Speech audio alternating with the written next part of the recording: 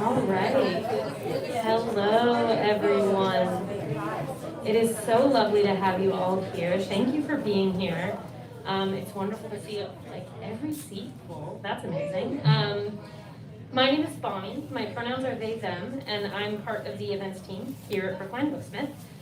Today, it is my absolute pleasure to host 4 incredible poets: Maya Pindyck, Adrienne Marie Barrios, Jennifer Franklin, and Deborah Leipziger. Thank you for the encouragement. And they are all here for our third Thursday's reading series. Before I do introductions, I have just a few housekeeping notes. Firstly, copies of these poets' incredible books will be available for sale at that counter over there. I encourage you to support their work in whatever way you can, whether that means buying a book, following them on social media, saying nice things to them. Whatever way you can, your support is really appreciated. Secondly, please keep your phones off or on silent for the reading. Please note that the event is being live streamed at that iPad right over there. For the most part, our audience is not visible, just a few backs of heads. But just try to avoid walking in front of it if you don't want to be live on YouTube, and you'll be fine. Finally, we will have a Q&A toward the end of the event, so hold your questions to the end, but definitely have them ready to go. If you don't know, this event is part of a monthly reading series taking place on the third Thursday of each month here at Brookline Booksmith. I'm so excited to be able to expand our poetry programming at the store and celebrate the works of artists from Massachusetts and beyond. We have Philly and where? New York. Okay, thank you. It's a mid-Atlantic-ish state. I couldn't remember. So it's really exciting to be able to bring this programming. Our April event is a collaboration with myself and our transnational literature series director, Pierce, and will be a reading and panel featuring poet translators talking about their work both in poetry and in translation, so we're really excited about that. The lineup will be announced in a few days, so check out our website if you are interested in joining. And now for introductions, finally. Maya Pindyck is the author of Emota Concert and Friend Among Stones, winner of the Many Voices Project Award, and co-author of A Poetry Pedagogy for Teachers, Reorienting Classroom Literacy Practices. Her most recent poetry collection, Impossible Belonging, won the Philip Levine Prize for Poetry. A recipient of the National Endowment for the Arts Fellowship, a Poetry Society of America Chapbook Fellowship, and grants from the Historic House Trust of New York City and Abortion Conversation Projects. Pindyck currently lives in Philadelphia, where she is an assistant professor and director of writing at Moore College of Art and Design. Adrienne Marie Barrios is the author of We Don't Know That This Is Temporary and the co-author of Too Much Tongue, written collaboratively with Lee Chadwick, who she is also working with on the forthcoming anthology of Damn Fine Poems. She's a co-editor-in-chief of Reservoir Road Literary Review and editor-in-chief of Cloves Literary, both of which she founded, and she's also been a guest editor for Tramp Set. In addition to her writing, Adrienne manages a content production team by day and edits award-winning novels, short story collections, poetry collections, and anthologies by night. Jennifer Franklin holds a degree in poetry from Brown University and Columbia University School of the Arts. She's published 2 previous full-length collections, including No Small Gift, and most recently, If Some God Shakes Your House.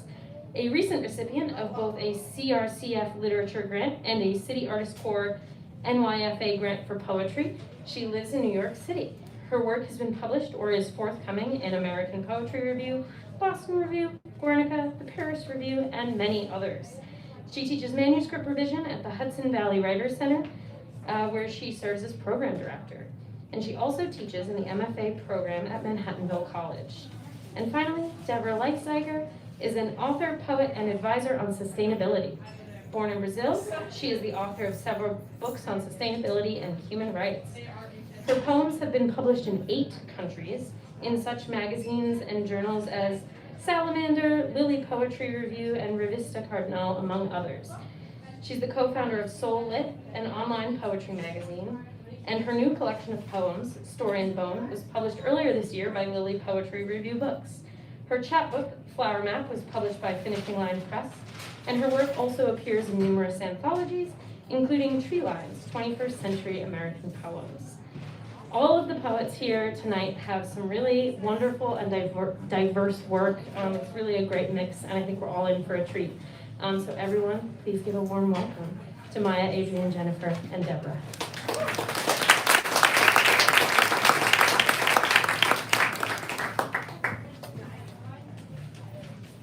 Hi everyone, thank you so much for being here. Can you all hear me well? Yeah, okay, great. So this is the first time I'm reading in person from If Some God Shakes Your House, because it was published yesterday by 4-Way Books. So here it is.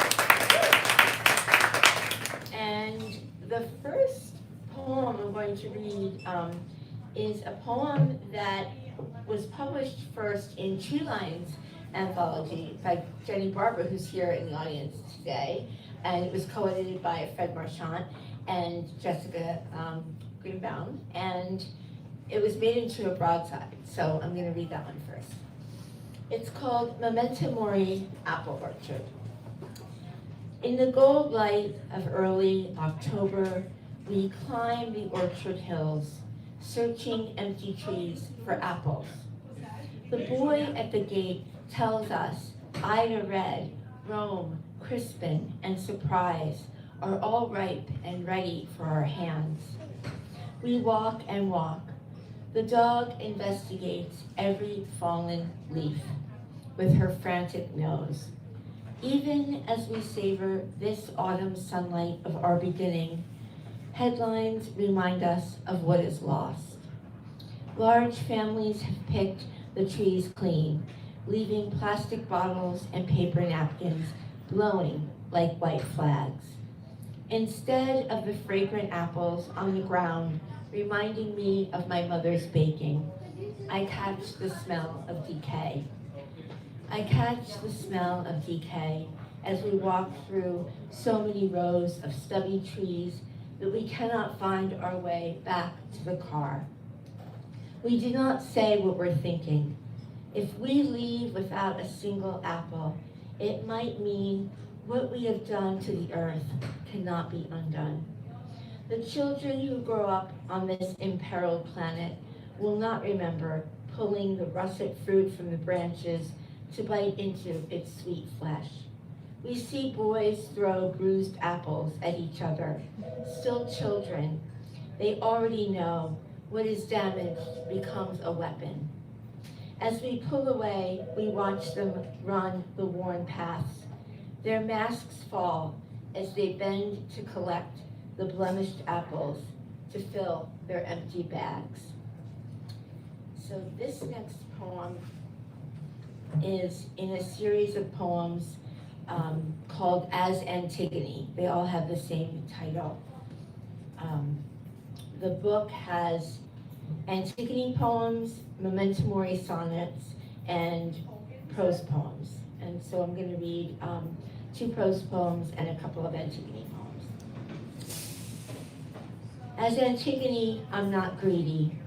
I will go when I'm led from the city to the tomb. I don't want glory. They have never understood me. It's not a death wish that made me tend to you, my love, even though I knew nothing could save you. I couldn't let go, our legs side by side as we slept, the flowers you lined up in the soil after I picked them. How you wouldn't accept they were dead, that planting them again would not let them bloom. This one is a prose poem called February. Our long coats are all that separate us from the cold. Halfway around the world, the sky opens to put out wildfires over the carcasses of burned marsupials. We wait for the subway, for the train. My daughter waits for her short yellow bus that arrives each morning with one sobbing boy. Politicians preen and posture. The air is damp with acquittal. We bend our heads, but not in prayer. Our palms hold small backlit tablets that promise information and escape. Miles north, A student paints a swastika in my old dorm. Another student covers it with a star. Only the dog is calm, sleeping in a circle in her clean fleece bed. Orwell wrote, "There was truth and there was untruth, and if you clung to the truth, even against the whole world, you were not mad." I try to put my daughter to sleep on time in her new room. As I read the familiar incantations, flowers climb up the lamp to the ceiling. The animals have escaped the zoo. I want the story to end there, all of them, tucked into the corners of the zookeeper's room, breathing their heavy eucalyptus breath across the night, their fur shining in the moonlight through the blinds. The next one is another As Antigone poem. Even without moonlight, I still see the two brown horses standing by the fence across the road from my first house, which was in Massachusetts. In late summer, grass grows tall around the posts. For weeks, I did not leave, except to unlatch the mailbox and walk with the sheepdog back to the empty yellow house. These rooms watched ghosts fly from bodies of the living. Those fields open to take bulbs from my empty hands. Once a turkey vulture emerged and frightened the dog on the deck as pine trees admonished the creek. In the spring, flowers clustered in small patches, tulips top-heavy with shame tipped in the wind. One owl watched from the broken elm. The moon remembers the waif I was and watched my wrist pull the red damask curtains closed for the night.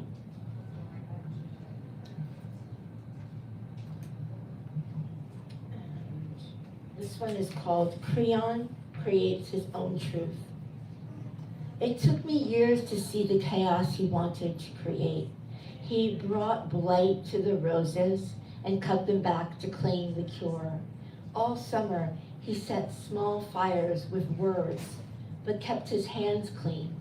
He turned us against each other as if we were all invasive species in his groomed garden. As we sat under the golden rain tree, I worried the sliver of moon would incur his wrath for its imperfection. Fear is an addictive drug. When he fits his tight fist around my throat now, I hear his lies as lies. My crime is thinking for myself. Hannah Arendt believed forgiveness is the key to freedom. I cannot agree. And two more poems. This is called As Antigone. I see my hubris. Tulips turn to late winter sky like shelter dogs wanting to go home. I'm waiting, they whisper, while I speak tender words to the dead. Those who cannot speak are most worthy of words. In love with the impossible and certain I am right, I go inside and close the door. I know how to be alone. To be a character in a tragedy, you must be blind to your flaw. I always look at the world from windows. The park, a green canopy, hovers against the blue. In this wind, the unhinged door on the roof across the street opens, bangs shut.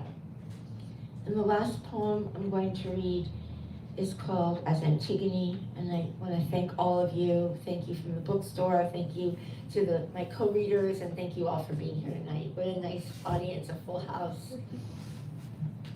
As Antigone, I still want to believe I can find some way to fix you. That if I go back to the beginning, retrace the disaster with the savant detective's obsession, I can uncover a cure, the smartest expert, some successful drug. Better yet, I want the pediatrician to give you a different diagnosis. I want to go back to the walk home past restaurants and playgrounds, autumnal light catching all the auburn in your hair. I want to go back to the moment your father left us outside the cafe. Consider handing you to him, all 47 pounds of you in your gingham pants and hot pink cardigan, Dalmatians decorating the little pockets, and walk away without looking back. But I would never have left, and I won't now. One way or another, you will be the end of me, inadvertent brute force, vector of virus, constant caretaking your heavy body, forcing my remission's abrupt end. I know what's waiting, as certain as cloth hung to hold my scarred neck. I will not walk away. The moment the nurse pressed your splotched body into my arms, your needs fixed my fate. Constantly confused, your jagged voice requests Christmas songs, all spring. You shove words of grace into my dry throat and I sing. I don't need a bottle of pills white as sleep to silence me. Every ersatz saint knows endless sacrifice is suicide. For 20 years, I have been disappearing. Touch me, I am not even here. Thank you.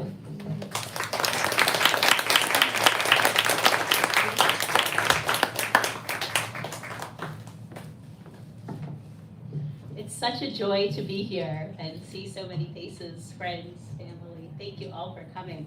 And wonderful to be celebrating Women's History Month with these amazing poets. I'm going to be reading from my new collection, Story and Bone. And it's really interesting that we're here because a lot of the poems have to do with finding home. So I love that I'm right here. So I'm going to start with the first poem in the collection. It's called Sugaring, and it's after Safiya Ehiyo, a Sudanese poet. Sugaring.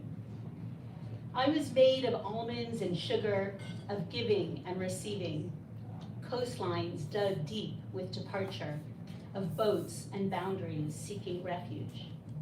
For my nonna, all desserts began with recreating home in a latticework of marzipan. I was born under dictatorship, under the light of the Southern Cross, dissolving into coconut and clove, tangled in the umbilical cord. My mother told me no one would ever love me like she did. Now I know she was right and wrong. My daughters, born of gingerbread under a coup divorce, hold the light, the dark of my countries. And the next poem I'm going to read is called What is Home? What is home? A house made of kites and orchids bleeding is home. Language and story, color is home. Home is story, memory, and the bones I carry. A library where books bleed into each other, green valleys, cobalt feathers, golden letters on their spines. I want to let the stories pour into me. I did not know that everything would be taken away. Only later did I learn that my grandparents sewed gems into the hems of their clothing for each border crossing. And I'm going to read a poem that I haven't read in a long time. I have several friends who are having chemo and radiation, and I just wanted to read this poem, Radiation on Valentine's Day. And it's for a marvelous poet and my mentor who passed away, Janice Silverman Rabibo. And my first reading at the Booksmith was with her. So I just have been thinking about her. Radiation on Valentine's Day. I want to radiate your cells with poetry, to sink stanzas into your marrow and sonnets into your lesions. I want to place tercets inside your wounds, dress the cavities and densities. Let the words coil into your clavicle until the cystina's nest, tibia and tendon, until bone by bone you are returned. Let the verse in, vertebrae by vertebrae, rose by rose, vein by vein.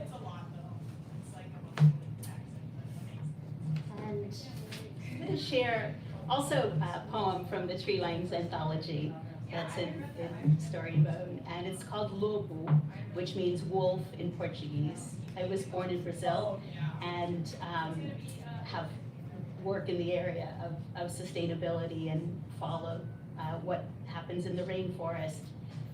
And Lobo was an indigenous leader named Paulinho Guajajara, and his nickname was Lobo, and he was a guardian of the Amazon who was killed by illegal loggers.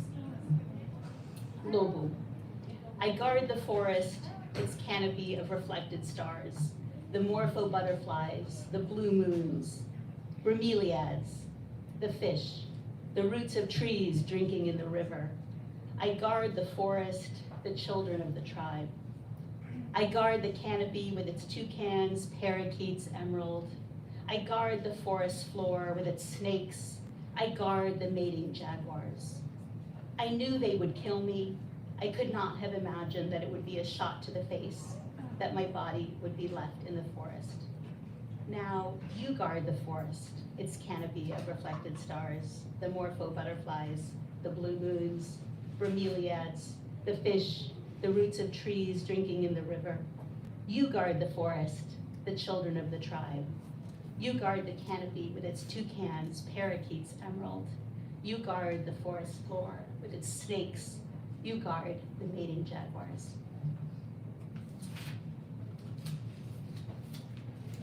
And this poem is also about forest, and I wrote this poem at the Museum of Fine Arts as part of a workshop by Kristen Hill, who is a marvelous poet here in the Boston area. If you ever have a chance to take a workshop with her, she is fantastic. And it was an exhibit of Cecilia Vicuña, who is both an artist and a poet. And our assignment was to write a poem about someone as a forest. So this is a poem, You as a Forest. I listen to the shelter of you, the sweeping canopy cradling the day and night of me, the moon rising in your branches, the stars falling into the sweep of your hair. I see the feet of your forest, the fingers, the limbs, the concave and convex of you, the light that falls around us. I smell your maple, fern, ivy, the light, serpentine, falling through the rings of redwoods.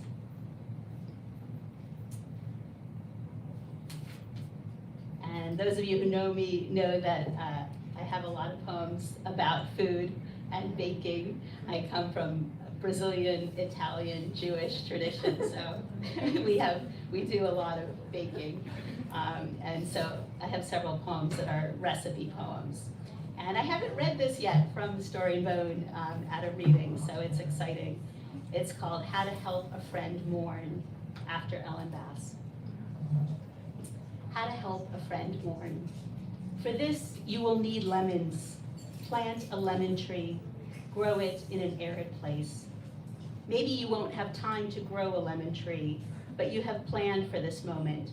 This is why you've grown a lemon tree. Grate the lemons, collecting their juice, perfuming your fingers, zest until all that is left is the hollowed sun. Gather blueberries as you did with your daughters. You remember, early in the morning, before the heat running wild, blueberries through your fingers. Soften the butter brick. Remember that baking is coaxing. Sugar the butter into snow. Add the lemon juice, zest, vanilla. Notice the flour is nearly finished. Feel the gratitude for the second bag wedged deep in the pantry. Add eggs one by one and watch them dissolve into the snow. Remember the almond flour. Grief is gritty. Forgive yourself the small transgression, the little vanilla pond on the counter. Remember, healing needs tending. So much depends on listening. Ottolenghi calls for a glaze, but the cake is best bare, with its blueberry veins exposed. Carry the warm cake to your friend's house, covered with a tea towel. Let the light envelop her. And the last poem in the collection is a poem about how to prepare for Passover. And so I thought I'd share that as we get ready for Passover. And I'll just tell you one word, which is a word that's a Hebrew word, kavanah, which means intention, and is an important part of Jewish tradition that you should do everything with kavanah, with intention. So this poem is called Altar, and it's an abecedarian poem, so it follows the alphabet, A, B, C, D to Z. Altar. Begin with stillness, summon courage, kavanah, deliverance, essence, a beginning. Forsythia and purple iris, tulips so pink, edge into blue. Gather your dearest, the lonely, within and without. Bring your hunger, your fast. Indeed, there is so much to hold here, to heal. Just about everything calls out to you to be done, and you must choose kindness. Stay kind. Love, mystery, mastery, all this is necessary. Open to the sacred, the simple. Pass over trifling annoyances. Make room for quiet places. Reveal the past. Sacrifice the things that no longer serve you. Remember the temples burning in Paris, in Jerusalem, in yourself. Listen, the universe calls to you. Verify, purify, wake up your ancestors around the table. Yearn for justice and freedom. Bring your zeal, bring yourself, your deep desire to connect, the past, the possible, time, no longer linear. Thank you.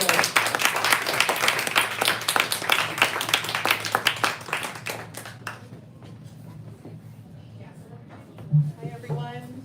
Thank you to my fellow poets, and thank you, Bonnie, for organizing this, and to Brookline Booksmith, and to friends for being here. It's really great to be. I grew up in Newton, so I feel like I'm back in Newton, even though it's technically Brookline, but kind of. So I'm going to read some poems from my book Impossible Belonging, which is a book that really explores kind of through the lens of motherhood what it means to belong to our bodies, to our sense of culture, identity, to the natural world, to each other. So the first poem I'm going to share is called Boy. Someone made the school a plaque of names. I find the one I wanted for my never son, bronze prince stirring a pond with all his brothers. My family came here from a country I am not allowed to visit, even though its spices fill my cabinet. My other family never made it. I once walked a field covering their bodies, wildflowers and grasses. Here, the story of a line of children shot in the schoolyard. Here, Manik's hairbrush shop. What I can't wrap my head around is the story of the boy playing ball by the hole where they hid, how he ratted them out to a soldier. I try to imagine how that boy grew, to love his own boys only, playing hide and seek in the sun. And is that boy's boy a boy who now trains to turn a life lethal, to pull a trigger out of fear or rage or duty? I don't know, but I think it's the same boy, stammering history and now and here. Boy who waves in the night to be seen.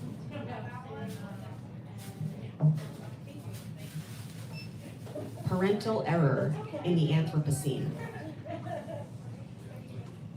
My daughter wants to touch a real-life flower, the kind where purple smells of summer's chest, heaving, dewy breath. Obsessed with accidental death, I grab her grasping hand, don't pull, to teach her something about power. The flower seems unbothered, but I cling to my good lesson. One stalk yanked, a world gone. Yawn. I can already feel my words turning against us. Her hand suddenly unsure how to touch.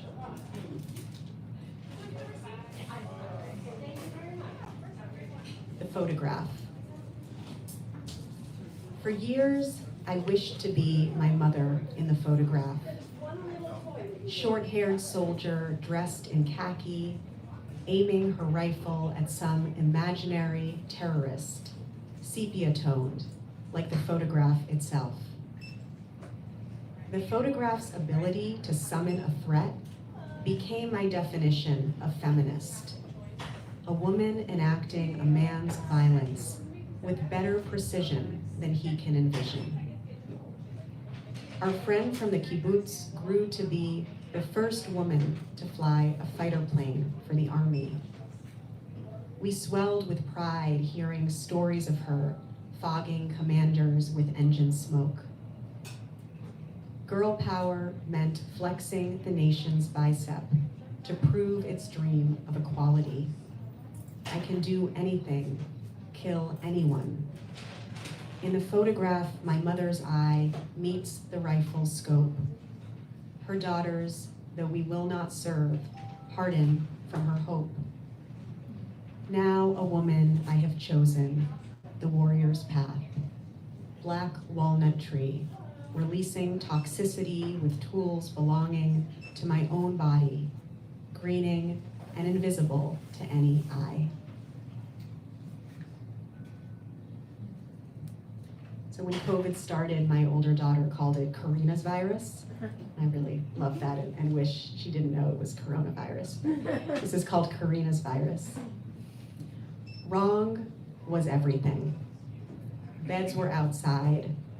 Cars self-drove their bodies backwards. The backyard broke its starlings. This morning, the mayor announced the virus can jump higher than 6 feet, and we should all stock up on meat. A girl this morning made a book about the courage it takes not to anger a bee. It ended with her decision to never take down a tree. It ended with her marrying the dead leaves nuzzling the living. Thank you for staying still. This morning, what belies human surprise thrives.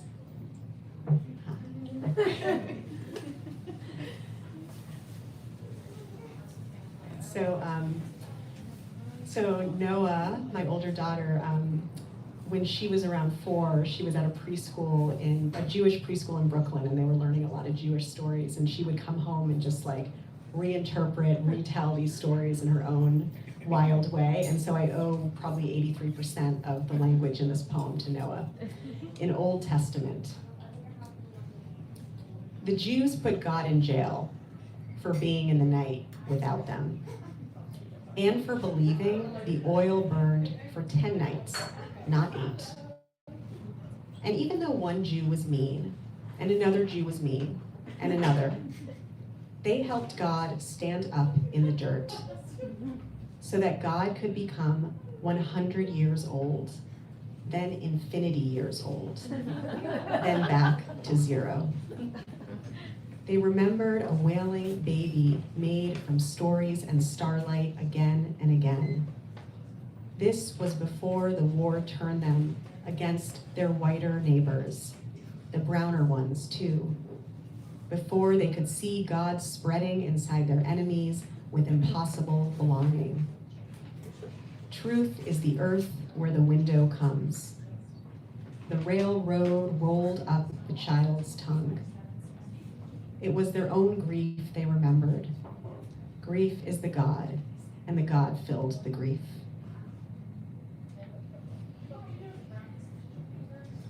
So I have 2 daughters, Noah and Alma, and I remember when there was a poem, Crowning, by Kevin Young that came out in the New Yorker maybe in 2014 that I just found so moving, like this moment of crowning, this very dramatic and beautiful moment of birth, and I had 2 C-sections, and so I was asking my sister, who's a doctor, like, what's the word for crowning when you have a C-section, like that moment?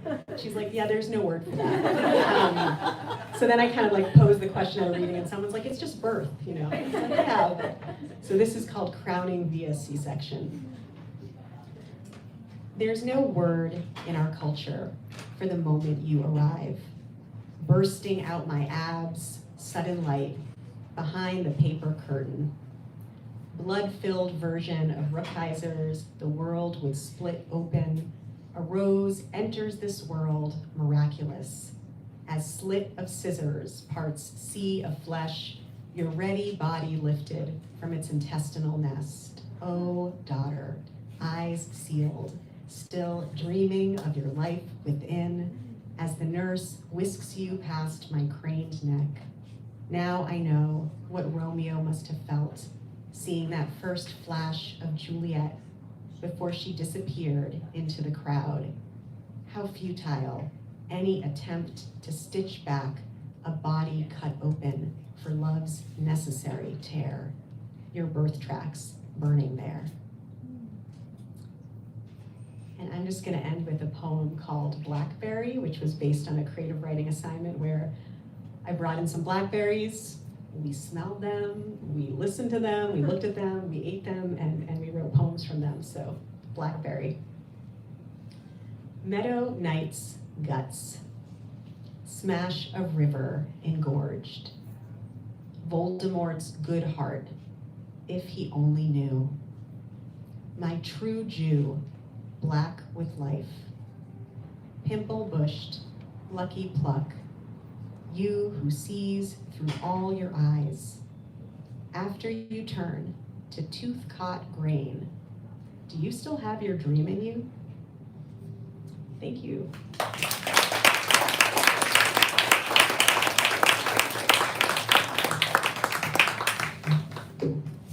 Hello. Thank you so much to everyone for being here and for Brookline Booksmith for having me. I come here all the time, so it's weird to be reading and lovely. This is my first time reading from this book in person, Too Much Tongue. And I'm going to read the back to you first and then tell you a little bit about it. Adrienne Barrios and Lee Chadwick became friends on the internet. They lived 939 miles apart. They found each other's writing and liked each other's writing. Then they started writing together. Too Much Tongue is a series of prose poems in which the writers imagine themselves into each other's lives, stretching and bending language into constant delight and surprise, taking turns sometimes so absurd they might float into the air at any moment if they weren't so grounded to the visceral need for human connection and recognition.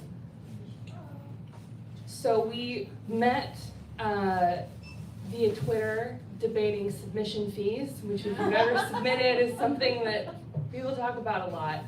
And we connected and we started writing, and I've been a writer my whole life, but Lee changed things for me, so I actually dedicated this to her. We both wrote dedications, and mine is for Lee, who unlocked something in me I may never fully understand.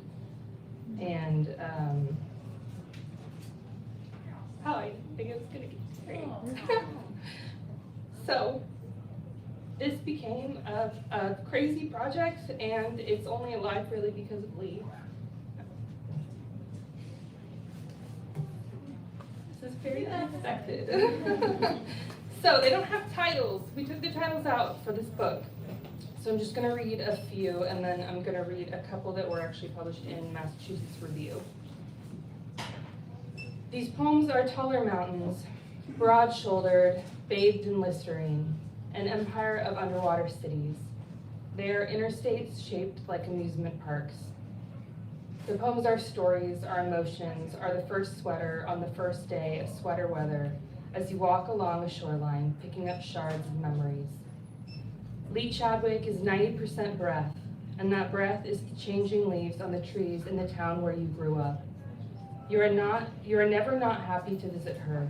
You are always wanting to undress her. Adrienne Barrios is the clear water in the pond behind the house you never want to see again. She feels the way heartbreak sounds. Hail against your broken glasses. Have you already lost your way? Page 57 of this book is the Krispy Kreme sign. Flashing warm, 27 minutes after waking up with a hangover. Page 2 is a soul gone dust. Page 9, an intimate climax dressed in semicolons, blushed gerund.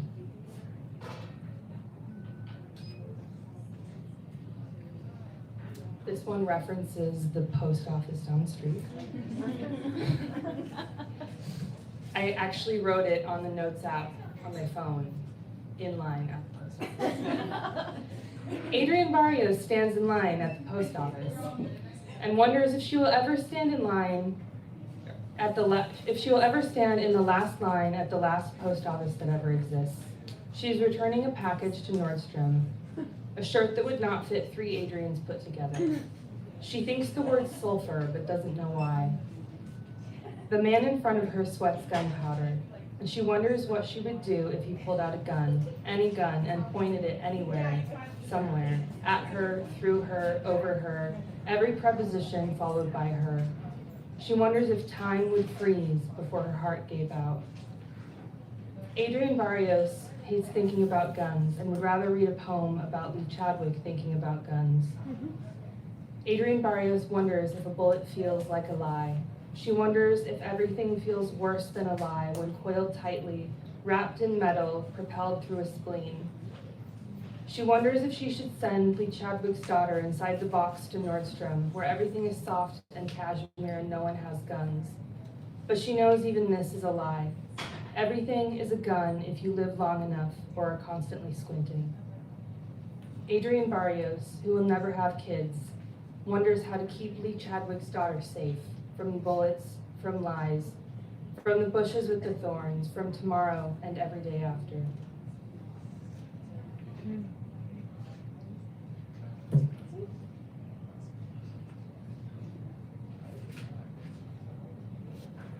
Lee Chadwick thinks bed is good. She says, bed is where people should be when they should be in bed. Adrienne Barrios tries to nod with her head against a pillow robed in shimmering roses. She says, bed is where I go when I need to remember what it is to remember what it is to live. Lee Chadwick says something, but Adrienne Barrios can't hear over the marching band in her head. A cattail swishes, a muscle spasms. Orange fur in the air, a dance imperceptible. Something simmers, someone creaks, a dim light dims. Adrienne Barrios thinks about the effort it takes to walk from the living room to the kitchen, to twist her mouth into one expression after another.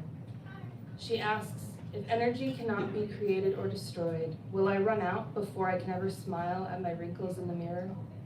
She thinks probably not. She can see the wrinkles already. Adrienne Barrios asks Lee Chadwick, are wrinkles good or bad? Lee Chadwick says, yes. That's enough for now. Lee Chadwick catches the sun in a jar and puts the jar in a box she hides under her bed. She says, not yet. She says, hold on for one more morning. She says, let the sun bloom into a moment of stillness. So we had 2 published in the disability justice issue of the Massachusetts Review. One of them is in the book, and one of them is not, but was part of the same effort of writing poems. But they both have titles, which is fun, because one of the titles is sort of part of the poem. So I'll read that one first. It's called 21 Grams. And it's kind of a funny one to me to read out loud, but I love it. Sometimes when Adrienne Barrios is peeing, she feels distinctly like dreaming. And sometimes when Adrienne Barrios is dreaming, she almost pees, but she hasn't done that since she learned how to be embarrassed about the shape of a thigh. Now she feels embarrassed about the shape of everything. Adrienne Barrios tells Lee Chadwick, I'm going to jump out a window if someone doesn't tell me where each gram goes when someone jumps out a window. Lee Chadwick says, you jump out a window, I'll jump out a bridge, or off a bridge. Adrienne Barrios says, meet you at the bottom. And then this one is the one that's not in the book. It's called That's Still Short Term, I Care About Long Term. Adrienne Barrios spends her afternoon chipping commas and drinking tea that goes cold the minute it's born. She says, I care little about what's said in the short term. She cracks her shoulder blades. She wonders if she waters them, would they grow wings? She says, I care about what happens tomorrow, or the next day, or the end of next month when the doctor pronounces my heart obsolete. Adrienne Barrios imagines Lee Chadwick standing in her kitchen drinking a margarita. She asks, what will we do when the trees stop growing fruit? Lee Chadwick answers, we'll mix tequila with tequila and forget that anything ever existed. They both nod. Adrienne Barrios imagines white feathers sprouting from her shoulder blades, grazing her neck. She smiles. That seems right. And then I'm going to end with just one more. This one was published by Autofocus Lit, which is the literary magazine side of the publisher book. If that makes sense. And it's from my forthcoming collection, We Don't Know That This Is Temporary. It's called Autism in Stanzas. A day begins the way a day begins. Alarm ignored, silk blocking light not blocked by other fabric. A day begins the way most days begin, late, a rush to wake and locate myself, a crumple to the floor on unsteady legs, frozen by the choices I give myself, driven by obsession. Too many clothes from which to choose, paralyzed as promised moments tick by. A day begins one foot after the other, which direction to look, how many breaths I should take, and whether or not it's okay to touch the things I know I own. A day becomes paralysis, a stomach flipped inside out, a skin all wrong. A day becomes a pill after a pill, then another pill, a hideout in a room where I can't find me, where I can leave my skin, maybe just for a moment. A day becomes a night like other nights, my old skin hanging in the back room, and I wander into the rooms, alone and uncaring. A night becomes a night that becomes something else entirely that I will never know. Thank you.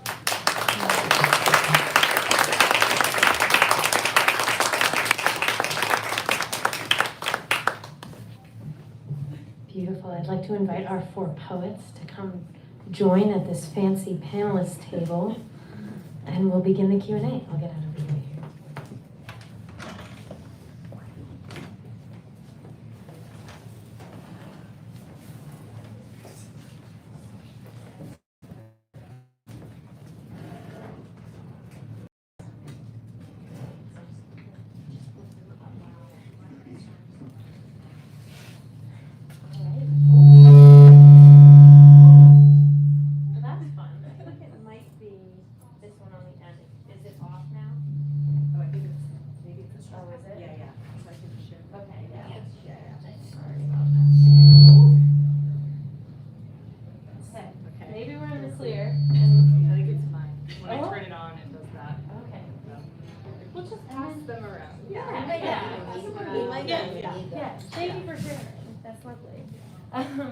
All right, folks. Does anyone have any questions for our poets?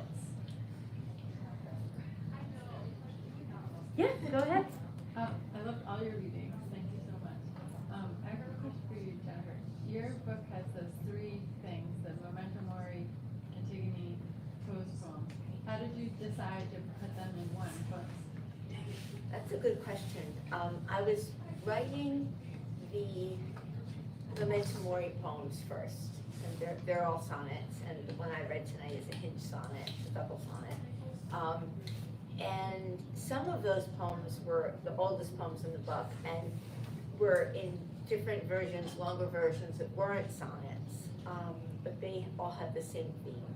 And so when I decided I wanted to write a book about Antigone, I thought, okay, I need to have something as a divider between the Antigone lyric persona poems and the Memento Mori sonnets. So that's when I started writing the prose poems that were contemporary political situation under the last administration. So I thought that they would all speak to each other and in the way that I hope that they do. And I don't have any section breaks, it's just kind of braided through. Thank you. All right, if you have any more questions, feel free to raise your hand. Yeah, go ahead. So Maya, it sounds like you were inspired by your own motherhood and your daughters. Have you read your poems to your daughters and how do they respond? So, that's interesting. So Noah, I do sometimes read some poems to her, and especially there are 4 to 5 poems in the collection that I see as collaborations that like were stories she told me that I, worked with that material and turned into a poem and then read to her. And we'll often like go back and forth and do like poetry, like say a title, like just cream cheese, now write a poem. So we have that dynamic, but then there's also a part of her that's like, I'll read a poem and she's like, oh, that's so boring and weird, Mom. Like, you're so there's that, but there's also that like engagement too. Yeah, so sometimes she'll be like, okay, I don't know if she, I think when we're engaged in like writing and sharing together, it's different than when like I'm reading her the poems from the book. And I think the younger one, I think she's like, I don't know, she's not quite like into it as much. But it's also like a difference in age and All right, any more questions? Feel free to, I feel like I saw a hand, not to call it. If you change your mind, that's okay too. Yeah, go ahead. Well, I was just thinking maybe each poet could share something that was particularly, a moment of real a transition or inspiration. It's always interesting to hear how writers create. Deb, do you want to go first? That's interesting. I'm really inspired by my walks, so I walk every day, and that is almost every day. I think about a new word or an image, and that's a big source of inspiration. And my daughters are also a big source of inspiration here. And I didn't read too many. I didn't read much of the poems about you, but I think a big source of inspiration as well. And motherhood, I think, is an incredibly inspiring experience.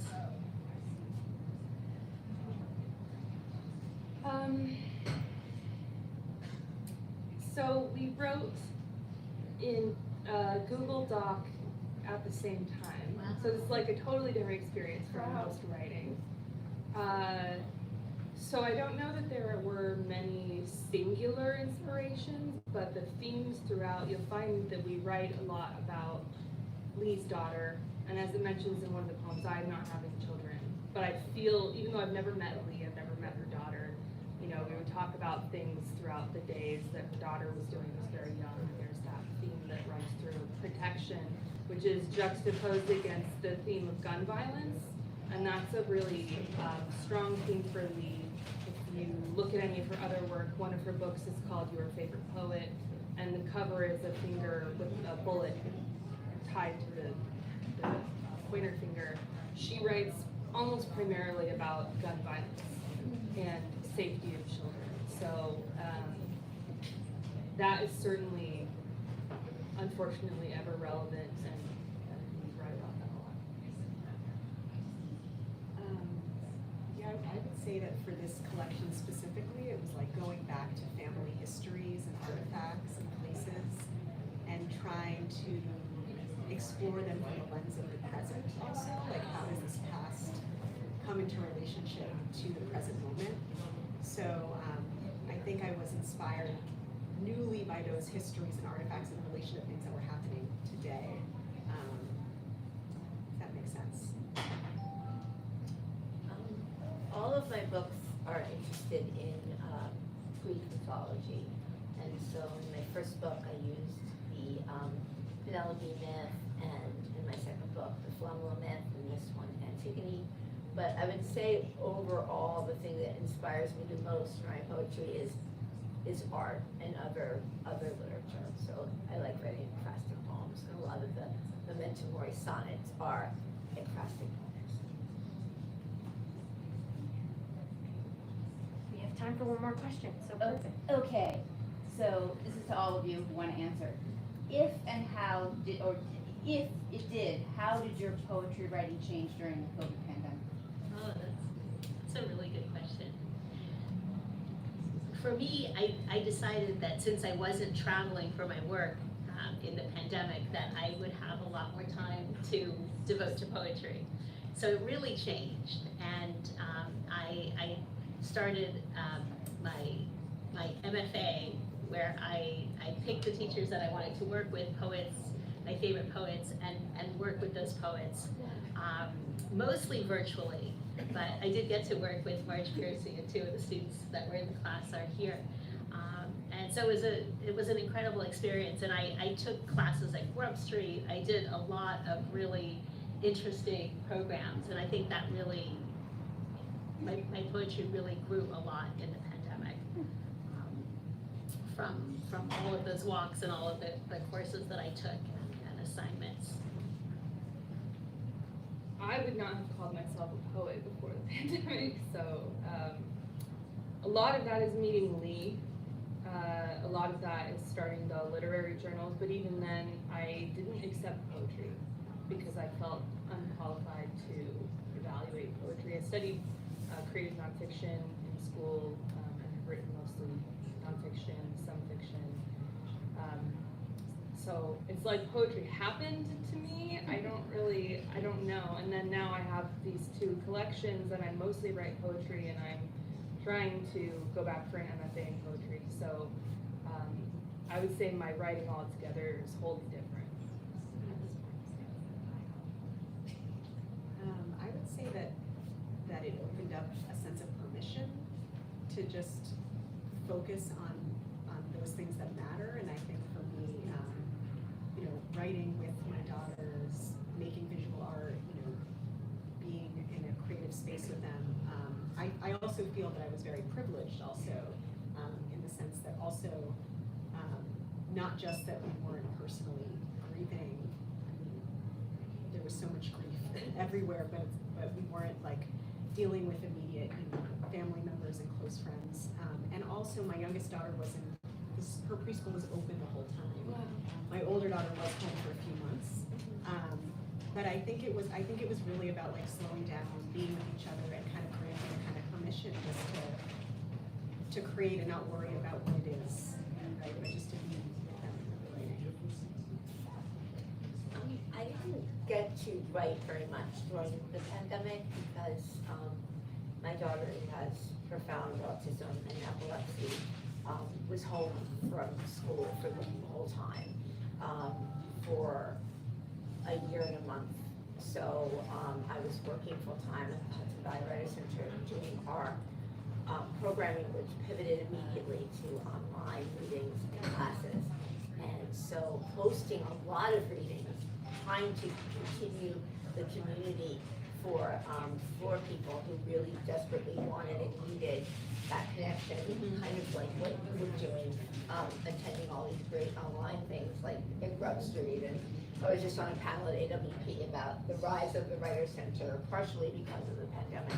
So most of what I was doing was taking care of my daughter and running the Writer Center from home. Again, like Maya said, we were privileged that our jobs went online and we were able to do that and stay safe, because I live in New York City, so the pandemic was raging there, and we essentially stayed in until vaccines. I did get a chance towards the end of the pandemic I got a grant to go for 12 days to Cape Cod. So I wrote during that time period, which I'm very grateful for. Thank you all for answering this question.